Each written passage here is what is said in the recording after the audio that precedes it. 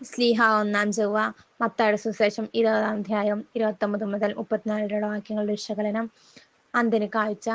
യേശു ജെറുസലേമിലേക്ക് പോകും വഴി അവിടെ ഉണ്ടായിരുന്ന 2 കുരുടർ കർത്താവേ, ദാവീദിന്റെ പുത്ര എന്ന് സംബോധന ചെയ്ത് അവരെ സുഖപ്പെടുത്തണമേ എന്ന് അപേക്ഷിക്കുന്നു. മർക്കോസിന്റെ സുവിശേഷത്തിൽ മാത്രം കുരുടന്റെ പേര് ബർത്തലോമിയോസ് എന്ന് എഴുതപ്പെട്ടിരിക്കുന്നു. യേശു മനുഷ്യരക്ഷയ്ക്കായി വരാനിരിക്കുന്ന മിശിഹായാണെന്നും ദാവീദിന്റെ പുത്രനാണെന്നും ആദ്യം തിരിച്ചറിഞ്ഞത് ഈ അന്ധരായിരുന്നു.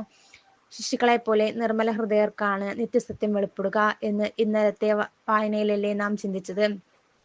അതിനുള്ള ഉത്തമമായ ഉദാഹരണവും തുടർച്ചയുമാണ് ഇന്നത്തെ സുവിശേഷം. ഇവൻ കരുണാമയനായതുകൊണ്ട് വിശ്വാസത്തോടെയുള്ള കർത്താവേ എന്ന പ്രാർത്ഥന അവന്റെ ഉള്ളിലച്ചു. ദൈവം നൽകിയ അനുഗ്രഹത്തിന് പ്രതിനിധിയായി ഉടൻ അവർ യേശുവിനെ അനുഗമിച്ചു. കാഴ്ചയില്ലാത്തവർ കാഴ്ചയുള്ളവരാകുമെന്ന വചനം അവരിൽ നിവർത്തിതമായി.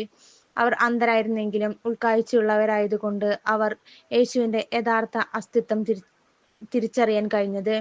യേശു ഇന്നും നമുക്കിടയിൽ ജീവിക്കുന്നു. അടയാളങ്ങളിലൂടെ ഇന്നും നമുക്കിടയിൽ അവൻ സജീവമാണ്. വിശുദ്ധ കുർബാനയിൽ അവൻ നാം ഹൃദയത്തിൽ സ്വീകരിക്കുന്നു.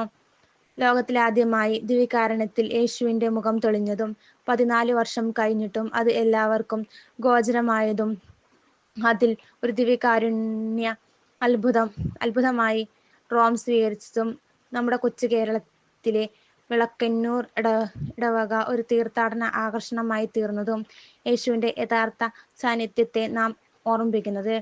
ഇനിയും നമുക്കിടയിൽ ജീവിക്കുന്ന യേശുവിനെ കണ്ടെത്താൻ നമുക്കായില്ലെങ്കിൽ എത്ര നിരുദ്ധരായിരിക്കും നമ്മുടെ ജീവിതം.